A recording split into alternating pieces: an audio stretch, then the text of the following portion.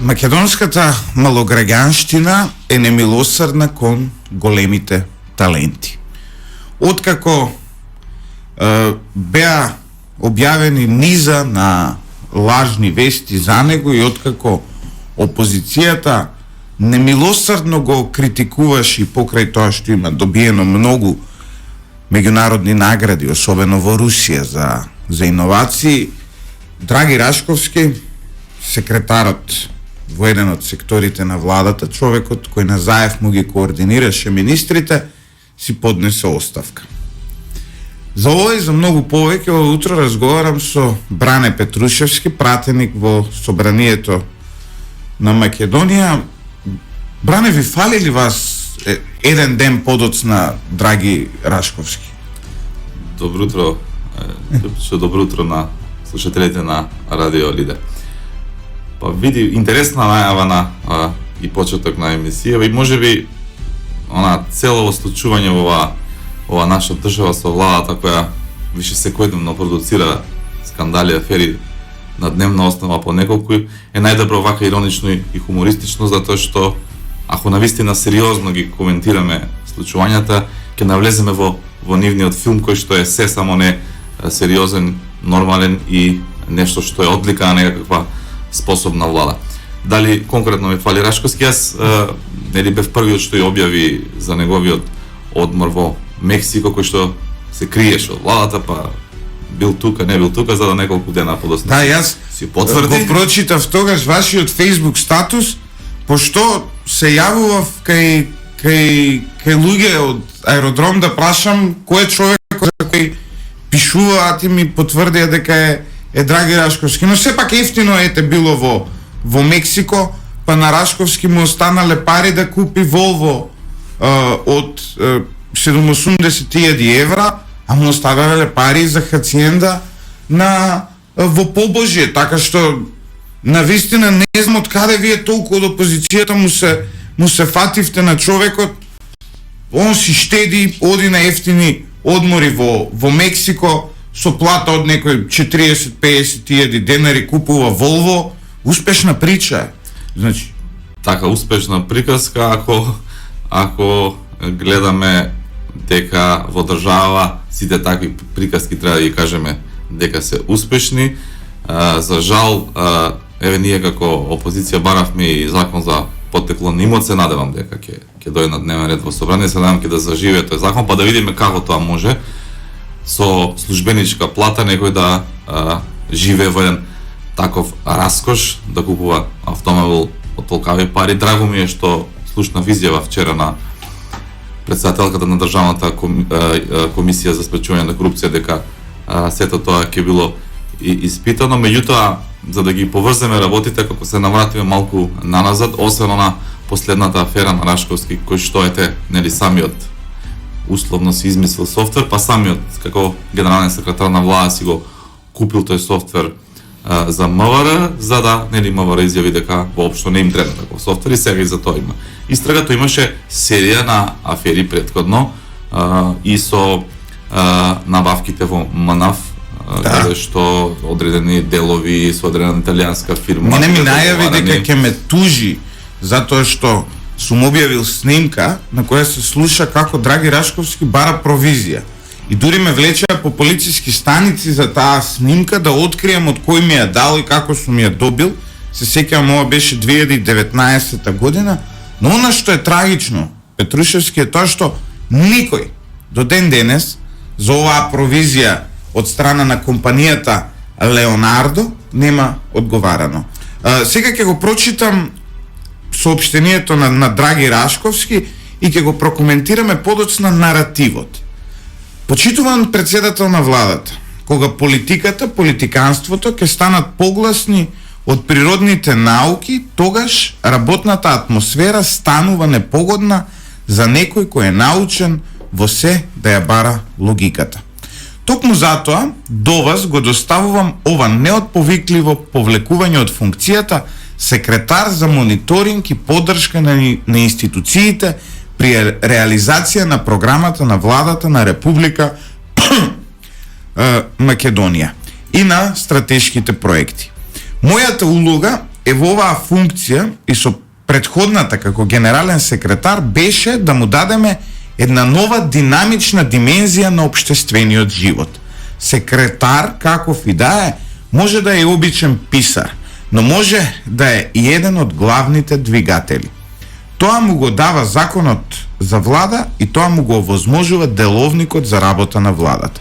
Иако повлекувањето е поврзано со зачувување на достоинството и интегритетот, сепак не може, а да не споменам, тоа што последно се случуваше и ќе остане горчината дека и преку теоретската анализа на 40 страници образложена и преку практично проверување на истата сме покажале, докажале и практично потврдиле дека во иднина со решението кое толку е коментирано во јавноста, секој втор живот кој ќе згасне на патиштата може и има како да биде спасен и со тоа да се тргнеме од листата на ниско развиени земји со околу 80 жртви помалку годишно.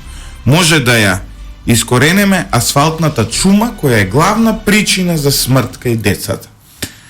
Може секој трети повреден да нема никаква болка и на крај најнебитното да има околу 100 милиони евра годишно помалку материјална штета. За некој на кого во светски рамки има добиено досега 11 златни и 2 сребрени медали за своите иновации е деградирање на интелектуалниот капацитет, споредбите кои се прават од страна на одредена јавност. Останува на времето да покаже која е вистинската причина за тоа. Дозволете да ви се заблагодарам за укажаната доверба, да ви посакам многу успех во водењето на извршната власт, како и досега, така и понатаму со мудри и државнички одлуки. Ми беше чест и задоволство да бидам дел од тимот кој изминатиот период ги движеше процесите. Со почит, професор доктор Драги Рашковски. Веројатно јас подобро го прочитав ово од што би го прочитал Драги. Но генералниот заклучок на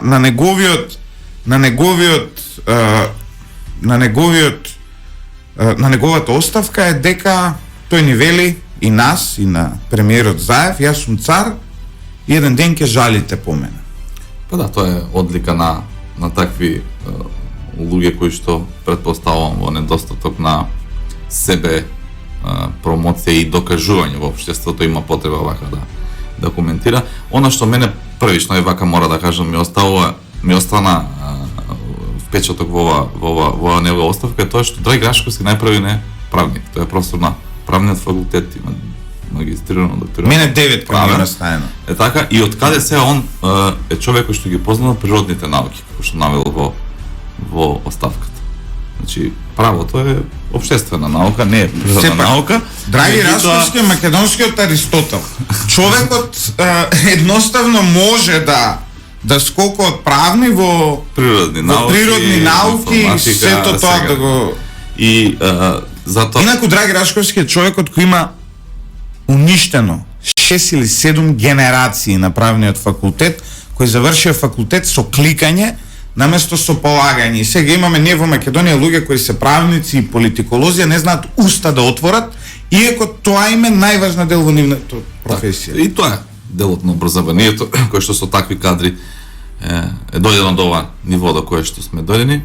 Втора работа, нели, тука мора лидерот да се испочитува, тука во ставката мора да се каже дека Заев е најдобриот на светот, дека нели продолжите премиере и така натаму, тоа во секоја оставка фали, нема несогласување со лидерот и како за се што го прави СДСМ, ќе ја фатат некоја условно кажано цел која што треба да се постигне и со тоа да си ги бранат своите криминали.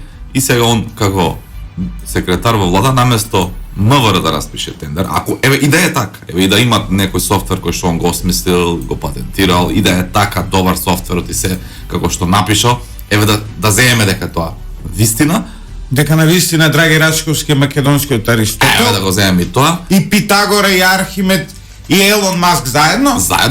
И јавна набавка требало да ја спроведе Министерството за внатрешни работи, таму на тендер да се јави и да не можеш согласно нашите закони, ако сакате, ајде да не ги потенцираме и моралните и етичките закони, да како генерален секретар си набавиш производ, еви тоа е производ кој што сам си го создал. Значи тоа е надвор од сите логики, процедури и најпроблематичното е што потрошени пари, тој софтвер стои, никој не го користи, МВР нема намера да го користи по интервјуто вчера на Спасовски, што значи дека он неве, вака некаде тука е цената на софтверот со овој джип што си го вози, си набавил и приказката завршува тука и сега не да се повика на одговорност кривична, зашто оставката е бегство, значи збориме овдека во оваа држава да ова е веќе серијал. Значи не знам дали се сеќавате, полно и скандал со фризерницата која добивала стотици илјади евра европски пари на пријател на Лидија Димова. Лидија Димова си поднесе оставка. Ден Дончев откако го фатија како во кеса зема милионски суми. Еве го казнија сега 150 евра Ден Дончев. Да, 150 евра го казни и тој си поднесе оставка. Обично во светот оставките се подвиг на високо морален чин, а во Македонија оставките се како начин да се изгуби нели да се спаси еден човек од кривична одговорност. Да бидеме доследни. И во времето на ВМРО ДПМН, таму пред крајот имаше неколку оставки, како оние на Мијалков, на Јанкуловска, кои исто така беа со истата цел да се избегне кривичната одговорност во тој случај за незаконското прислушкување. Оставката е морален чин. Не знам од каде сега оставката вака се толкува поушти арогантно, ни вели јас имам награди добиено толку и толку, сум на доброто, а не те ослободува од тоа да крадеш. Апсолутно и тука уште едно логично прашање се постава. Доколку е толку успешен, доколку е иноватор, доколку оствојувал светски награди и медали, чуму потребата да работи за 50, ма не се ни 50, 40.000 денари во влада? Која е потребата на еден така успешен човек да си ја загрозува својата слобода, нели кога си иноватор, си слободен, си човек кој што развиваш, мислиш да идеш од 8:30 до 16:30 на работа во државна администрација за 40 на 50 нека се илјади денари. Го слушав пред некој ден адвокатот Тортевски, колку и да не согласувам со него за многу прашања во општеството и едноставно идеолошки сме различни луѓе и во минатото сме имали конфликти, сепак многу прецизно кажа, вели, не постои поголем општествен статус од тоа еден човек да биде професор и сега Драги Рашковски го напушта професорската позиција за да биде бюрократ. Знаете. Логично прашање кој што треба да го одговори Рашковски, кој што си го постава јавноста, а јас како еве вака политичар можам да понудам моја размислување, мој одговор дека слободно во оваа држава таквите позиции очигледно се многу моќни во влада, секретаријат на влада, министерства, директорски кои што овозможуваат на луѓето да си прават сопствени бизниси, а со тоа и да си дебело наплаќаат и профитираат од тие бизниси. Би споменал еден пример исто кога веќе вака почнавме да евоцираме некои афери кои што се подзаборавија од оваа влада, ги има многу.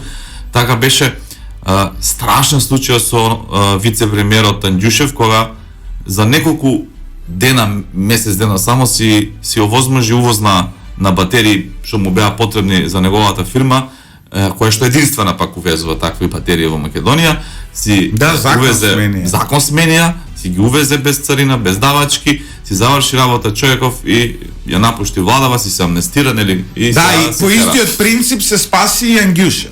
Точно, тоа е шемата, тоа е модус операндите на оваа влада. Доаѓаш, правиш криминал, печелиш пари и си одиш со оставка и тока завршува целата приказка, одговорност нема. Сега веќе никој не го ни споменува Кочо Андјушев, а се сеќавам колку све не пишувавме за него и какви све работи не најдовме за него. Петрушевски исто така, еве, една која рековте околу потеклото на имотот, Драги Рашковски ни се изнасмеа на сите во лице, кога на своите деца кои имаат 2 или 4 години, прекрасна фамилија, прекрасни дечиња, нека се здрави и живи, но нивниот татко ги злоупотреби, не ги злоупотребувам. Јас ги представи како инвеститори, зборуваме за деца од 2 од 4 години кои веројатно се уште имаат нели не ни зборуваат добро, ги представи и ги направи инвеститори на огромно земјиште, на куќа во Побожје, на која ќе никне хациенда од 800 метри квадратни. Сега јас си го поставувам прашањето, докаде треба еден човек да биде, колку треба еден човек да биде расипан за своите деца да ги стави како штит од сопствениот криминал. Односно да представи дека таа куќа, тој објект е нивна инвестиција, зборуваме за деца кои од авион се гледа дека тоа е одреден начин како Рашковски да испере парите кои што очигледно на незаконски начин ги има стекнато и како секретар во владата тој подлежи на одредени, ајде да кажам, проверки или преку Државната комисија за спречување на корупција за да докаже каков имот поседува. Очигледно во тој момент кога инвестира во таа викендица не планирал да даде оставка и планирал тоа се да го зацкрие позади своите деца. Тоа зборува за него, не за нас што го коментираме, како што рековте, да му се живи здрави децата, меѓутоа од авион велам се гледа дека нешто таму не е како што треба и крајно време институциите да почнат да работат во оваа држава согласно закон. Мислам дека е крајно време и мислам дека влегуваме во еден процес, по мене за среќа со помош на нашите стратешки пријатели кои што гледаме како во изминативе акции се вклучуваат да се расчисти криминал и сметам дека зрел периодот за да генерално како општество расчистиме со сите. Значи тука не амнестирам никој, дали од ВМРО, СДСМ, и било која политичка партија кој што ја злоупотребил позицијата која што му била доверена од граѓаните и да во периодот видиме луѓе за дрешетки не само од минатата власт, да видиме луѓе за дрешетки конкретни од оваа власт за да јавноста стекне доверба дека процесот не е селективен, туку е реален. И ако е тоа така, е така, јас како Бане Петрушевски апсолутно ќе бидам задоволен од тој процес. Петрушевски, јас 9 години сум во оваа професија и 9 години постојано слушам дека конечно треба да се пресметаме со криминалот и со корупцијата и кај да е ќе се пресметаме и потоа некој доаѓа на власт и наместо да се пресмета со криминалот и корупцијата станува поголем криминалец и покорумпиран од претходниот. Значи, тоа е, еве, јас можам да ти кажем како одлика на мојата кариера, се ваквите ветувања какви што вие сега ми ги кажете. Како можам јас вас да ви верувам дека вие како партија и како ВМРО ДПМН утре на вистина ќе влезете во пресметка со криминалот и во пресметка со корупцијата? Јас велам дека сега е моментот, согласно моите анализи и перцепции, значи во моментот СДС на власт, затоа што имам чувство, или она што го гледаме, дека стратешките партнери на оваа држава се вклучуваат директно во справување со криминалот. Имавше неколку акции во кои што запредна на дрога со помош на ДЕА, ова аферава мафија исто така со помош на американски партнери и мислам дека прв пат имаме случаи во Грчец за пленувањето на дрога. Прв пат мислам дека имаме случаи во кои што директно се инволвирани меѓународни партнери и тоа е за мене барем лично еден добар знак дека ако ние сами, како што вие велите 9 години, јас би додал можеби ако анализирам историски од самостојување на оваа држава ние се справуваме со криминалот. По папир си зборам од кога следам од тогаш. Иначе претходно сум следел, но непрофесионално било тоа, значи точно и 30 години се справуваме со криминалот и очигледно дека ние сами како држава не можеме да се справиме и доаѓа помош од страна. Јас сум благодарен и мислам дека не можеме елементарни демократски принципи да воспоставиме сами. Точно. Да не е американската амбасада и да не е Стейт департментот да не брани, нашата власт би затварала новинари без никаков проблем. И не гони, среќа имаме поддршка од таму. Го видовме и во извештаот и мислам дека и вие лично таму. Да, бе спомнат име и презиме. Апсолутно е за поздравување таа нивна вмешаност кога веќе ние како општество сме неспособни и затоа мислам како анализа во дадениот момент под оваа власт дека ќе почнат одредени крупни процеси на расчистување со криминалците. Зборам за висока корупција и криминал помеѓу политичарите, не зборам за ова ситно што се случува по држава, по институциите. И ќе бидеме сведоци овој период, по мене барем, на вакви случаи, а пуката која што ќе излече мен и ние и било која една власт е дека дефинитивно повеќе во оваа држава нема да имаме можност да криеме криминалци, криеме под наводници, нели, да заштитуваме криминалци, затоа што толку е навлезено во криминал оваа држава, што јас и после неколку дена се уште не можам во главата да си исперципирам како е можно полициски службеник, висок командир на полициска станица, тоа е, ако направам паралела еве со американците, тоа е шериф некој на градов, и сме гледале филмови, ајде ако не повеќе да читаме. Прилеп е еден од поголемите градови во Македонија, тоа како да е шерифот од Чикаго, да е главниот на полиција од Чикаго. И тој да заштитува транспорт и кримчарење на Поздрав до сите од Прилеп го поврзавме со Чикаго, нали? Не намерно, Sweet Home Chicago.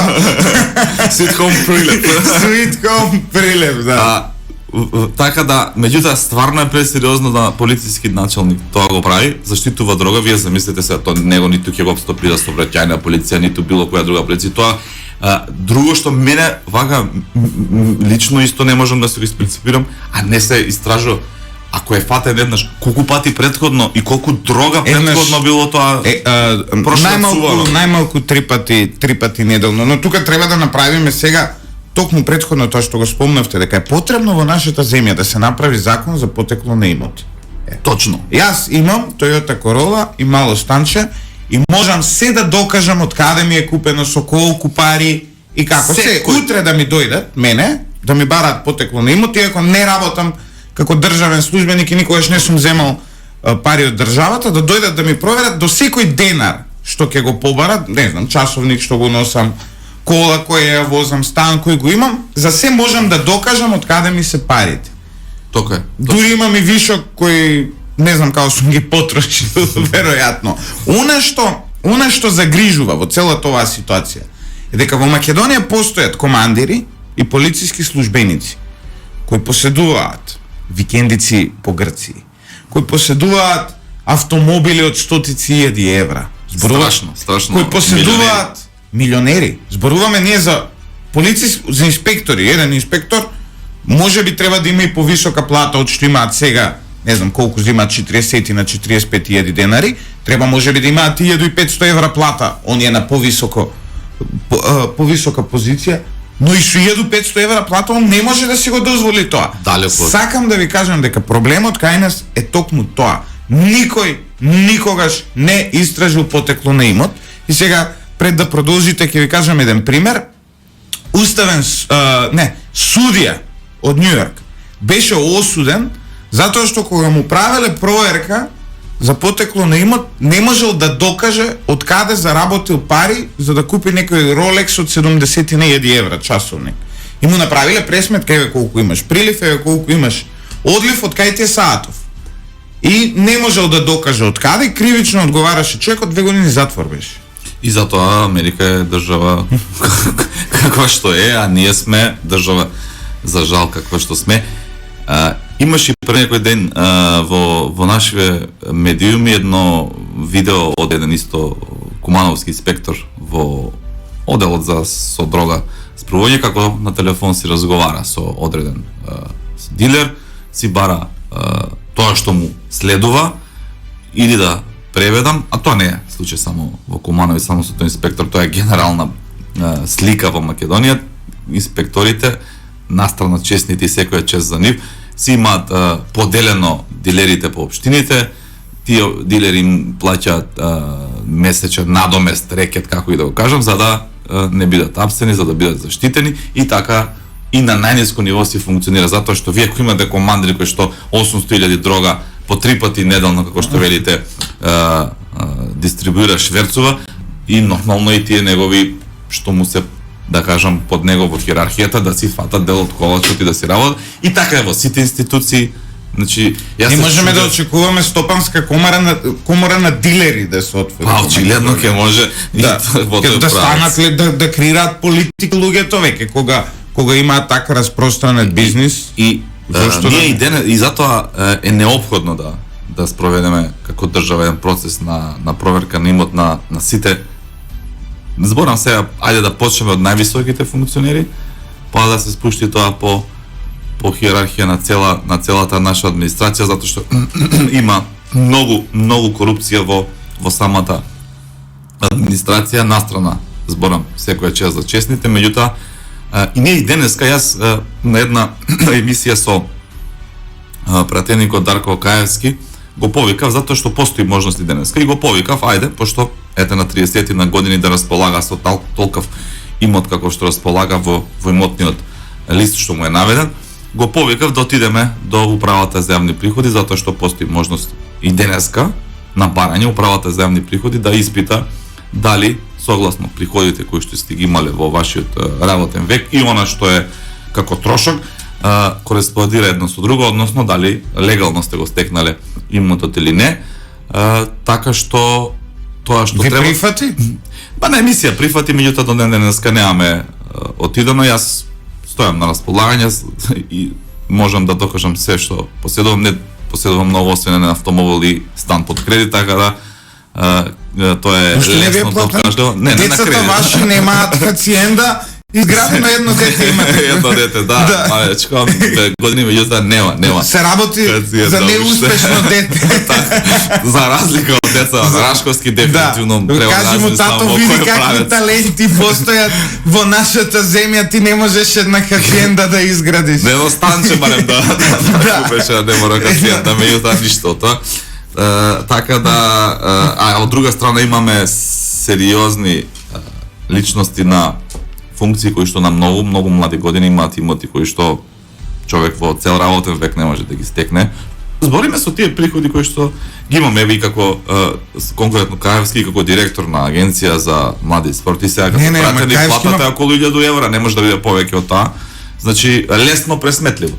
На неколку години работа, на 30 години не може да има стаж, не знам колку, и да видиме како може толкави деловни објекти, толкави автомобили луксузни, станови неколку да се поседува и доколку докажеш, тогаш е во ред ќе си ја продолжиш функцијата, меѓутоа доколку не, тогаш треба да има сериозни санкции, не за пленување, само туку одговорност кривична налик на примерот што го дававте со градоначалник на Со судија. Со судија во Њујорк. во Соединетите Американски држави.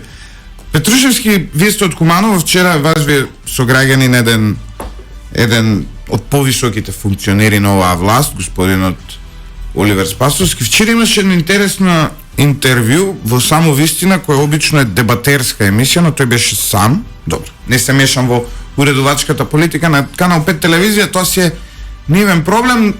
И во тоа интервју господинот Спасовски кажа дека отвориле истрага за тоа како полициски службеници ваделе материјали од МВР и ги доставувале до медиумите и до опозицијата.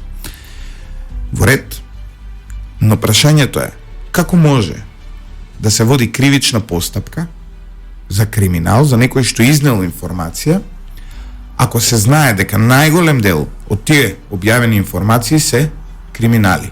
Значи не е проблем да вулгаризирам, односно да поставам како според Оливер Спасовски, не е проблем тоа што некој правил криминал и на 200 интернационални наркодилери, убици и така натаму им дал македонски идентитет, односно македонски пасош со лажен идентитет, со украден идентитет од реални луѓе. Проблем е тоа што некој ја изнел информацијата и некој ја објавил. Најпрвин се почесто во изминатава година, ако направите анализа, ќе видите дека министрите од оваа влада одат исклучиво на интервјуа, по мене, слободно ќе кажам, на наместени прашања, а избегнуваат дебата со опозицијата и јас не можам да се сетам на некоја дебата помеѓу министерот оваа влада со некој опозицијски представник. Значи, исклучиво идат на интервјуа и бегаат од дебат. Последен случај беше Бујар Османи и Александар Николовски, од тогаш имаат поминато можеби година и пол. Така. И две. Можеби и 2 години. Затоа велам, нека биде последнава година, не можам да се сетам. И тоа покажува и за демократскиот капацитет и ако сакате ароганцијата на оваа влада. Ама добро сега, ајде да бидеме искрени до крај. И во време на ВМРО ДПМН министрите нешто многу не дебатираа со тогашната опозиција. Значи, ајде да се присетиме. Да, и да бидеме реални, како што велите, точно е тоа, меѓутоа очигледно истата судбина ќе ја доживее и ова влада, затоа што таа влада падна. И мислам дека тоа 10 години владеевте. Па не беа малку, значи тој метод можеби и исплатлив да е.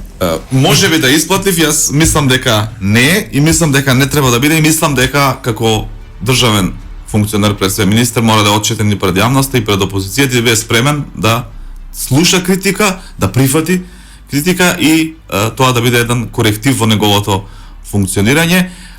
Ова влада се фали со одредена голема транспарентност, демократија, слобода на медиумите, ако сакате, иако јас мислам дека има медиумска диктатура во државата, меѓутоа критикувајќи го она што било лошо во претходната влада на ВМРО ДПМН, дојде на власт и е легитимно тоа, нема никаков проблем, меѓутоа мора да си ги одржува ветувањата кои што ги има дадено, и во програмата дури пишуваше дека транспарентноста, дебатата ќе оделе на дебати нивните министри и нешто почетокот почна, меѓутоа очигледно задливани во овие афери веќе не одат на дебат. Конкретно за она што Спасовски го збореше и вие го потенциравте. Најпрвен мора да кажам дека во држава имаме закон за заштита на укажувачи или свиркачи популарно и законски легитимно е доколку некој службеник од државната администрација забележи криминал кој што не се процесира да го објави до медиуми или да го достави до некој кој што ќе го објави до медиуми и истиот да биде нормално заштитен, затоа што знаеме и да бидеме реални, ние не живееме во Шведска, живееме во Македонија, каква репресија може да има одреден службеник доколку такви чувствителни информации достави. Јас не сум сигурен, или не би бил сигурен да сум на место на Спасовски, дека одреден службеник од МВР ги доставил информациите. Јас го следам неговото интервју вчера и видов дека тој истакна два начина како ВМРО ДПМН можело да дојде до тие пасоши. Едниот беше дека додека Наке Чулев бил министер, па луѓето што ги поставил во управната служба или како да се вика тоа оделение ги изнела. Вториот начин е овој кој што го споменавме дека некој вработено таму ги има изнесено. Јас ќе му кажам, еве вака јавно, дека и двата не му се точни, а има и трет начин, меѓутоа ќе го оставам самиот да си провери. Американците ви ги дадоа? Нека си провери самиот, нека види кој се учествувал во таа акција, кој све му помагал, па можеби ќе го најде одговорот. Инаку, јавно на медиум да признаеш дека ти искачаат информации од твоето министерство кое што си го претворил во швајцарско сирење, исто така во нормална држава ќе имаше одговорност или барем морална одговорност во вид на оставка, затоа што тоа исто како во, не знам, во фирма, во предпријатие, некој да изнесува информации за тоа да нема одговорност. Имаме некои коментари на Facebook на интервјуто. Еве, Горан вели: фали Драги Рашковски, зарем не гледате, еве 3 дена сонце не грее. Навистина временските услови подсетуваат. И Мирославка Југовиќ, се надевам дека не се работи за лажен профил, иако вака имало ми е Југовиќ, вели: било би боле кад би рекли нешто лепо о мојем Зорану Заеву. Поздрав, гледам овде у Титово Кужица. Никој се зафркава со нас. Па или од странство, соседна Србија се зафркава, меѓутоа ќе те поздрав до овие слушатели, гледачи. И интересен е коментарот дека Тед сонце не огре од како Рашковски даде оставка. Да, навистина многу помалку интересна ќе ни биде работата. Знаете, Рашковски имаше, он влезе во жижата на јавност со она легендарна изјава дека со укинувањето на радиодифузната такса се случило скриено покачување на платите затоа што на луѓето ќе им останувале плюс уште 300 денари месечно, така што неговата оставка може да се толкува и како скриено зголемување на буџетот, затоа што сега ќе останат, не знам, бруто тамо колку пари, кои... Така, вака, не би се сложил, ќе го пополна тоа не веднаш место, посебно ако имаме во вид дека неколку, колку беа 50 и нешто хонорарци настрана 300 вработени во секретаријатот на владата дополнително биле на терет на државата, иако и ова ќе го кажам уште кога спомнавме овие вработувања во секретаријатот, дека не се само тие што беа објавени 55, мислам дека пошто не верувам на ова влада, мислам дека има... Прво беше кажана бројката од 58. Така. Но, потоа се објави имење на 55. И сега, значи, се кријат две имења. Јас имам една информација, не е потврдена, шпекулација, но еве ќе фрлам малку ракавица. Едно од тие имења кои се кријат на таа листа се работи за една госпоѓа која по професија е астролог. И веројатно била ангажирана од страна на владата на премиерот Зоран Заев да му кажува како му се наместени звездите и во кој правец ќе се движи нашата земја. За ова сум сериозен, колку и да делува смешно, а и историски во регионот и во светот гледаме дека нашите политичари и општо политичарите од Балканот се склони да веруваат во бабини деветини. Коинцидира се некои минати времења, меѓутоа да се вратиме сега на конкретно на прашањето. Почитувам премиере, знаеме за астрологот. Продолжите понатаму.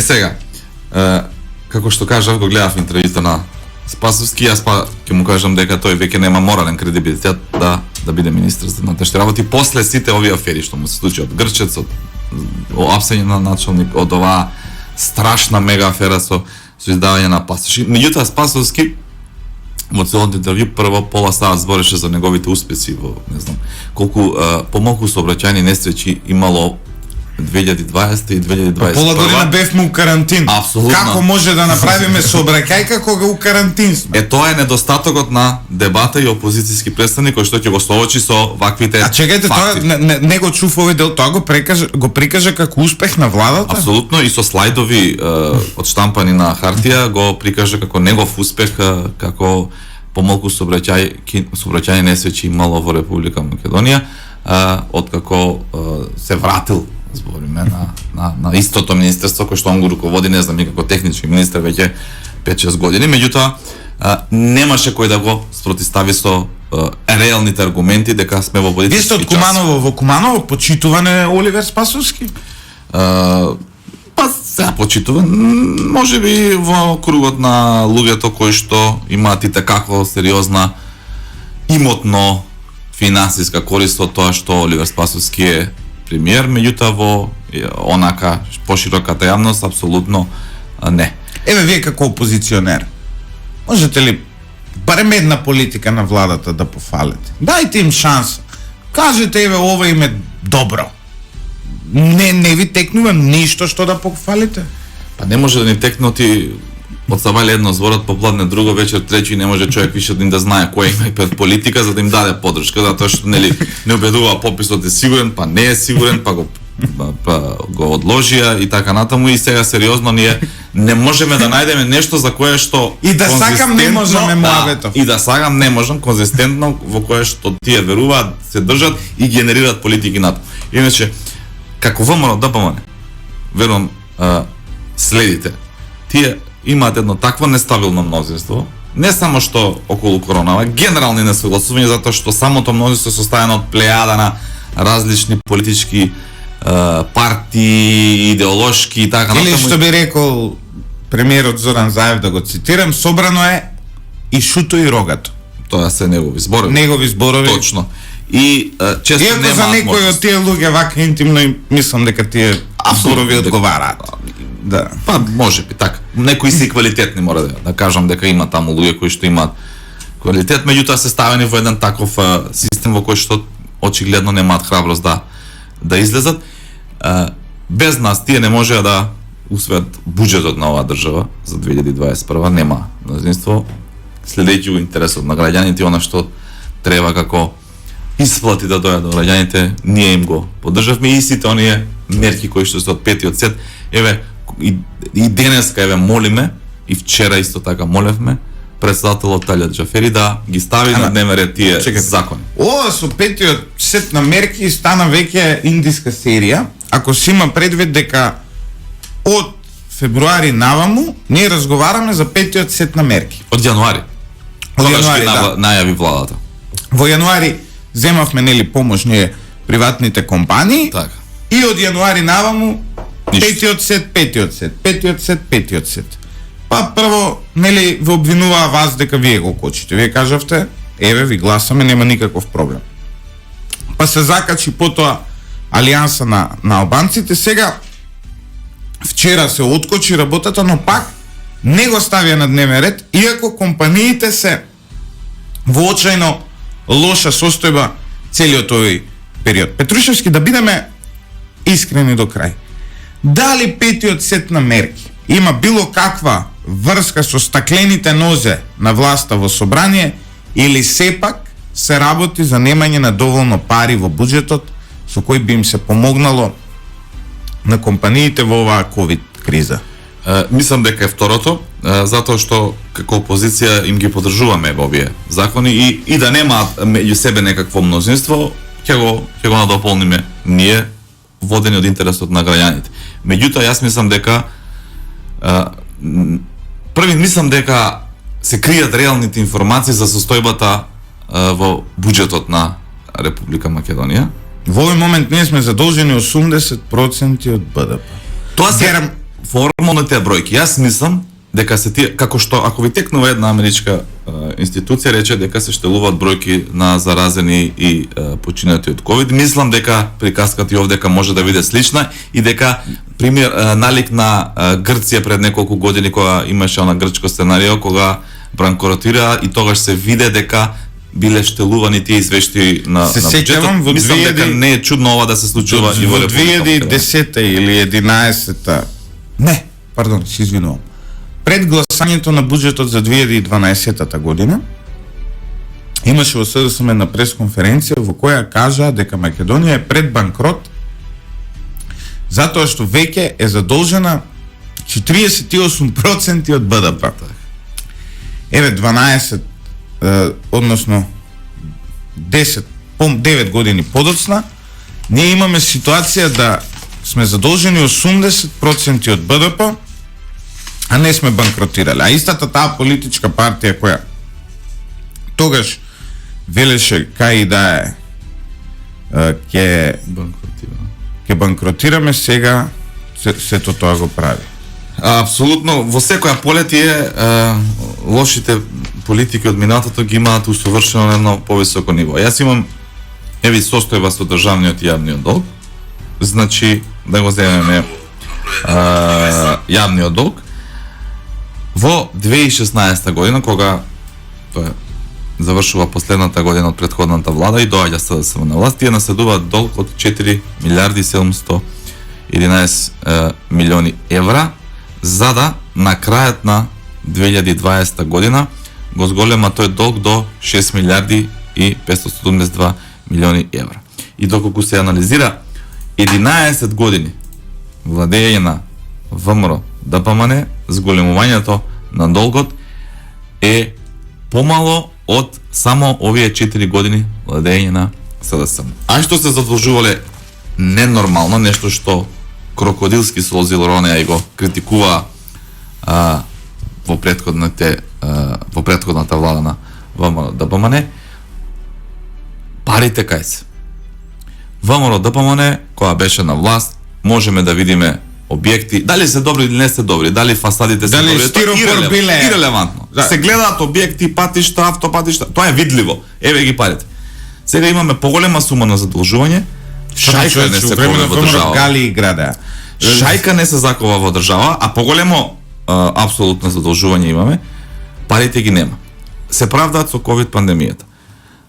Реализацијата на сите мерки Значи да се разбереме, кога се носи некоја мерка и тие велат, не знам, ние сме лоцирале 1 милиарда евра. Меѓутоа реализацијата е многу мала. Ковид пандемијата е сериозен економски предизвик, но и светската економска криза беше уште посериозен економски предизвик. Така, меѓутоа сега еве акциите во цел свет растат, компаниите компании кои што работат добро. Некои сектори се оштетени на вистина, тоа е факт, меѓутоа некои се има како дигнат. Некои сектори има. Меѓутоа каде е проблемот? Тие се задолжуваат енормно, реализација на мерките, односно парите кои што треба да ги земат компаниите, не достигнуваат 50% од реализација, ништо не се гради во државата, дури ако ви текнува, Европската унија не ја даде помош на Република Македонија за ковид пандемијата, затоа што недоволно пари потрошила за справување со пандемијата во тој период, што бил еден од критериумите за да се земе таква помош, барем според појаснувањето на владата, иако од Европската комисија тоа стигна известување дека воопшто не сме ни аплицирале за таа помош, не се, значи дека ние ниту изградивме болница, ниту нешто сериозно инвестиравме, ниту сериозно ја помогнавме економијата, затоа што секојдневно има штрајкови на секторите кои што се најпоголеми. Денес протест на автомобили, КСС, синдикатот, коалиција на синдикални. И сега логично да го поставиме прашањето, кај се парите? Кај се парите? Е логично да го поставиме прашањето затоа што ненормално задолжена држава која што сериозно оди на кај банкрот, влада која што 4 години управува со овие пари буџетски државни, ништо не се гледа дека е нешто, не знам, спектакуларно изградено, а парите ги нема.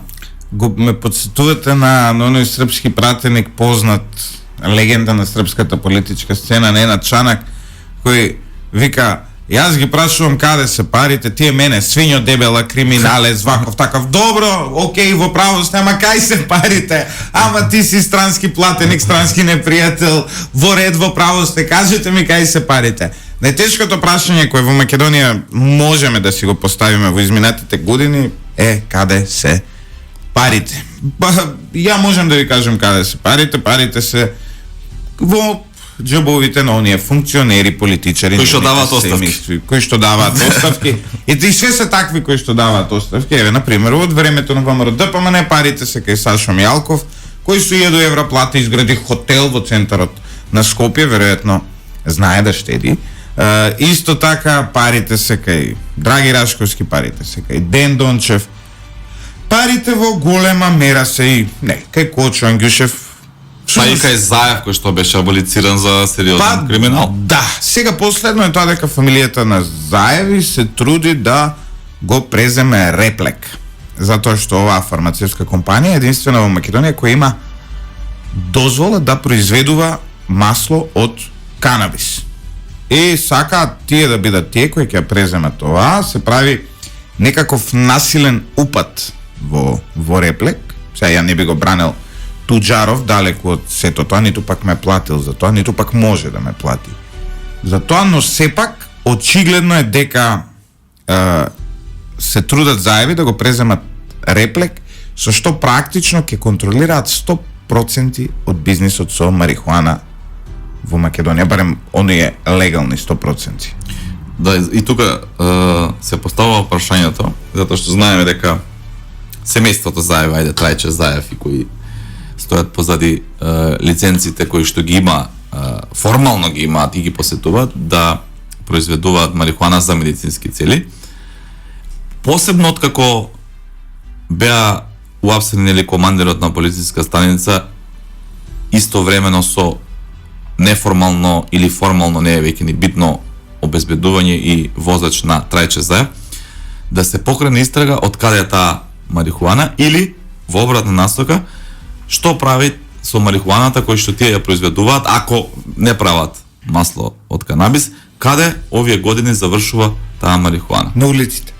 Еве, јас искрено ќе ви кажам, таа марихуана завршува на улиците. Оние кои конзумираат марихуана, познаваме сите такви, па и не е тоа крај на свет некој да можеби треба и да се легализира во Македонија и да размислуваме на тоа прашање, но оние кои конзумираат марихуана говорат дека е очигледно дека има промена на марихуаната и сега е далеку поквалитетна, но и поскапа во однос на пред 5-6 години кога се носело од Албанија марихуана и така натаму. Дури има и познат уличен назив, ја викаат Заевка. Не сум знаел, дали имаме домашно производство на марихуана. Имаме наркокартел предводен од премиерот. Жал. Тоа е она што ние во реалноста го имаме, а токму на тој наркокартел најмногу му одговара марихуаната да не биде легализирана, Туку да се шири по улиците и да криминално се... да не плаќа данок, Така. да цените да бидат такви какви што се. И така да нема што да не чуди што... И тие да имаат единствена позиција на пазарот, заштитувани од командирите на македонската полиција. Тоа е жалното во општество што се поставени такви луѓе кои што ова бизнисот на премиерот ќе го штитат, за возврат ќе добијат и свој удел во приказката. Потоа тие луѓе со парите кои што нелегално ќе ги заработат за да си го заштитат влијанието и моќта, и те како ќе подкупуваат и ќе работат СДСМ за да остане на власт, за да можат тие своји бизниси да си ги продолжат и моќта и влијанието. Нормално и тука е еден волшебен круг во кој што цело време се вртиме како држава, ама пак ќе повторам она што го кажав на почетокот на емисијата. Јас мислам дека конечно благодарение на нашите стратешки партнери овој волшебен круг ќе биде пресечен, ќе има сериозни казни, веќе им децата знаат за ова што ние го зборуваме, дека заеви работат со бизнисот на Па може би поради ангажманот на меѓународните партнери, Бобан и Трајче Заеви на крај завршија во Дубај, каде што се повеќе од 1 месец. Тачно. Може би плашејки се токму од нашите меѓународни партнери. Па Љупче Николовски изиграва курир и иде да ги посетува во Љупче Дубај. Николовски вчера најави дека ќе прави нов тим за борба против корупцијата. Јас не можам да го разберам тој човек, прво не знам што ингеренции има тој човек. Едно треба да му биде јасно на Љупчо Николовски, владата е таа која што продуцира криминал и корупција. И не може владата да се справува со криминал и корупција. Треба да се справува независно јавно обвинителство, државна комисија независна за корупција и така. Не може тие кои што го продуцираат криминалот и корупцијата и тие да се справуваат. И Љупчо Николовски имаше досега 2 фантастични мерки според мене, ова фантастични во наводници, и да им ги изброи чашите вода кои што ги пиеле министрите. Чекам извештај, се уште нема извештај кој министр колку чаши вода испил, и вчера сметките во кафани ќе им биле ограничени на министрите. Фантастични мерки во држава која што има издадено 214 пасоши на мафијаши, во држава која што полициски командири заштитуваат шверц на дрога, во држава во која што босови од Грчец акцијава ни бегаат затоа што се неспособни вајда овие у министерство, ние ќе броиме чаши на министри ве. Љупчо Николовски да се бори против корупцијата, исто како Марија Пијаманов да се бори против лошите Facebook постови. Сакам да ви кажам дека ситуацијата е таква каква што е, ситуацијата е чудна, но ете они сега се екипираат. Претходно спомнав протест на автомобили, синдикатот денеска протестира во Скопје. За сега не е познато како ќе реагираат надлежните за најавениот синдикален протест. КСС денес преку протест со автомобили ќе го искаже незадоволството од неприфатените барања кои ги упатија до надлежните поради немање социјален диалог и бараат да се стави крај на притисокот врз синдикалните организации. Од КСС се револтирани од начинот на кој се нема слух за нивните барања, како покачување на минималната плата, неработната недела, како и 100% боледување за оние кои се болни од COVID-19. Од друга страна, надлежните институции пак се правдаат дека за прашањата за работниците се консултираат сите синдикати. Да, може да се консултираат, меѓутоа реалноста е нешто сосема друго. Особено се чувствува во време на пандемија дека работниците апсолутно се незаштитени. Сега ние носиме како држава, зборам, разноразни мерки за справување со пандемијата, се затвараат бизниси, тоа ајде може би е оправдано во дело да се справиме со кризата, меѓутоа сепак работниците, да бидеме искрени и реални, повторно одат на работа, ниту се почитуваат таму мерки, посебно зборам во оние трудово интензивни гранки, каде што ниту има дистанца, ниту има маски, ниту има ништо. Јавниот превоз кој што го користат овие луѓе исто така можеме да видиме во Скопје колку како нема мерки. Така што се од ова влада е еден пиар и политиканство кој што го прават овие платени хонорарци. Цело време, 2 недели веќе се обидувам да најдам одговор на прашањето зошто не работат рестораните и кафулињата, а работат казината. Никако не можам да дојдам до одговорот на ова прашање. Се трудаме како редакција, прашуваме владата, ги прашуваме Министерството за здравство. Сегде прашавме како е можно казината да работат, да не работат кафулињата и која е разликата во однос на, не знам дали тоа е болчињата на апаратите за коцкање, штитат од COVID-19. Не се труди да најдете логика во оваа влада. Крушките се извинувам. 6 крушки ви се наведат и се лечите од COVID. Не се труди да најдете логика во оваа влада. Посебно не се откако овој главниот влогичар Рашковски си отиде од владата, значи таму више нема никаква логика. Најлогичниот помеѓу логичните. Што е суштина? Суштина е само да прикажат дека нешто работат.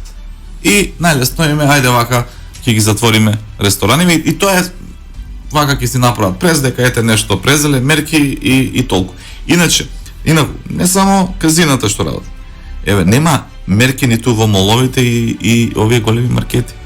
Значи, таму може во Србија на пример имаше еден интересен протест на угостителите, го одржаа во маркет, затоа што во маркет не е забрането да присуствуваат, не е ограничен бројот на луѓе кои што може да присуствуваат, а ограничено на јавен простор на пример, и тие си отидоа и си протестираа во маркет и беше доста вака интересно затоа што не прекрши ни една. А можете вие сега митинг во маркет да организирате? Па нема мерки, така да вајда можеме во некој мол или во некој маркет.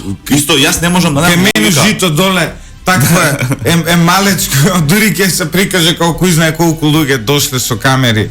Ние не сме можеби стручни во тој дел, меѓутоа можеме да читаме по интернет. Јас не можев да најдам ниту едно логично објаснување за носење на маска на отворено. И овде дека зборам пред се кога шеташ по планини, кај што нема циркулација на луѓе, согласно барем зборам нашиве препораки во држава, по закон треба да носиш маска. Јас тоа не го правам, затоа што јас не го правам, меѓутоа подценување на интелигенција да носам сам пешачам и да носам маска или сам кога возам кола. Им се чудам на паметот на тие луѓе. И тоа е само затоа велам, не барете логика од оваа влада, тоа е само пиар дневен за да презентира дека демек нешто сработеле и најлесно било ете вака. Ама Караджовски имаше тоа со честиците што летале кога сте чекореле вие горе. Имаше некое објаснување. Овој политичаров што е у кризниот штаб Караджовски, тоа што тој е политичар, не е доктор, тој политика води, не е струка. Нешто тотално непознато за светската медицинска јавност. Ние сме сепак земја на иновации, Петрушевски.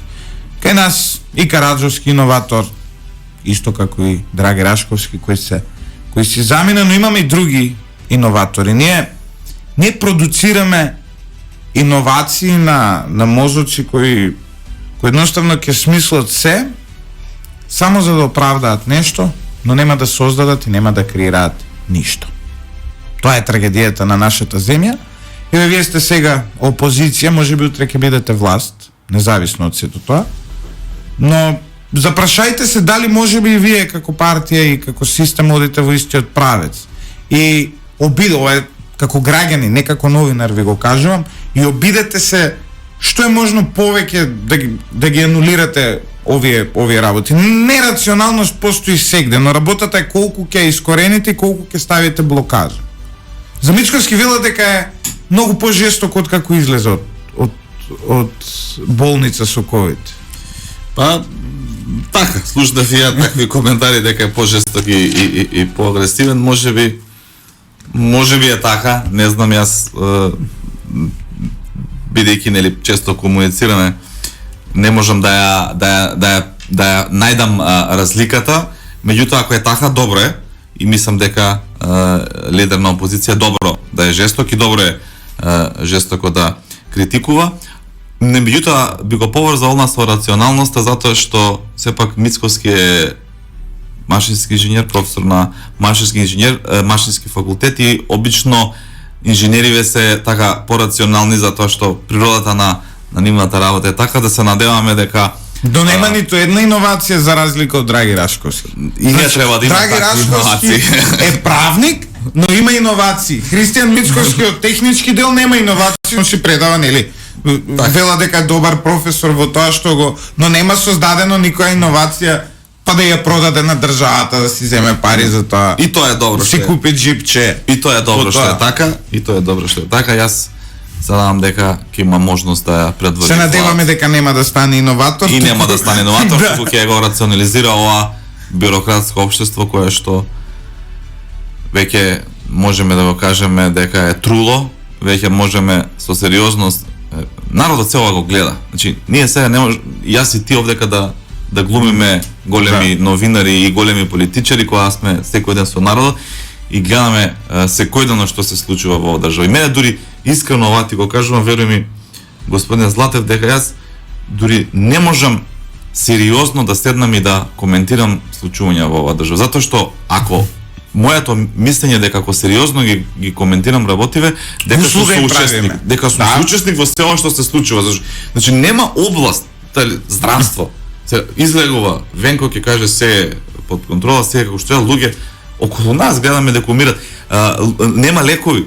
Се жалат луѓе во хронично болните, се оставени сами на себе, се позатворија сите. Значи нема област која што ние како држава не тонеме за да ги гледаме оваа министри да лекот за паразити инверметин се помалку го има во аптеките, истиот нели помага при третманот на COVID-19. Лек сам не може да најдат луѓе. Ама еве да се тргнеме само од COVID. Има и други заболувања во оваа држава. Има луѓе со хронични болести кои што треба да имаат секојдневна терапија. Тие луѓе ги оставија без терапија. Верувате, како пратеник до мене доаѓаат информации од луѓе кои што имаат своји проблеми, мора да се пожал вакви лекови фалат, ова фалат. Диазепам се уште не недостасува, тоа е еден од најпродаваните лекови во Македонија. Ние си имаме казина, си имаме аптеки во кои си купуваме седативи и си живееме прекрасно во оваа земја. Петрушевски, ти благодарам за ова твое гостување. Се реформиравте вие во ВМРО-ДПМН? Зависно кого ќе прашаш, очигледно дека ако имаш нов председател и нови луѓе, тоа може би ајде да го кажеме како реформа. Откако нели паднавме од власт, меѓутоа СДСМ уште е загрижена за состојбите во ВМРО-ДПМН, па секојдневно апелира да ние се реформираме, иако буквално ВМРО-ДПМН од ден на ден станува се појако и им пречи, па затоа и очигледно се занимаваат со нас. Тие дури се обидоа, верувам, знаете, и да направат конгрес, тие пелам СДСМ, да направат некако вонреден конгрес во ВМРО-ДПМН, како би не реформирале со проевропски ликови кои што ете немојте така да зборувате за мојот за жал завршија во делот ниво затвор. За СДСМ Ивица Коневски е посветен инвеститор во последно време, исто така со градоначалничка плата, човекот гради зграда тука во близина наспроти нашето студио. И ете затоа е потребен тој закон за потек. Можеме од прозор да му ја следиме механизацијата и колку тули се наместени денес. Исто така Нино Тодоров, кој некогаш го нарекуваа министер за смрт, Никола Тодоров, сега е еден од главните, дури дел од министрите во владата на Зоран Заев се жалеле дека повеќе се среќало со него, а ниф им го пуштал Драги Рашковски. За жал, тоа е апсолутно вистина и тие луѓе требаше по логиката на СДСМ и Заев да го реформираат ВМРО-ДПМН. За среќа се покаже дека тоа е само еден обид на Заев и трик да ја изманипулира јавноста. ВМРО е цврсто, единствено, конкретно со политики. Во наредниот период очекуваме уште пожесток притисок од нова власт и одредени тектонски пореметувања на политичката сцена во Република Македонија. Ви благодарам. Благодарам за можноста. Почитувани слушатели, во изчекување на наредниот конкурс на Фондот за иновации, ние од Радио Лидер припремаме нова иновација. Тоа е радио кое ве тера да мислите слободно. Се надеваме дека ќе добиеме финансиски средства, кога веќе дадоа пари за секакви глупости, нека ја платат малку и нашата не толку глупост, затоа што на крајот од денот важно е еден човек да биде слободен. Јас сум Љупчо Златев, главен и одговорен уредник на Лидер FM. Ова утро за техничката реализација се грижа Јане Јанков и Мартина Костандинова. Денес е 15.4.2021 година. 15 е денот на кој најчесто во приватниот сектор се зема плата. Ние земавме плата на 13-ти, а денес ќе земат хонорари нашите хонорарци, затоа што сме сепак успешна компанија.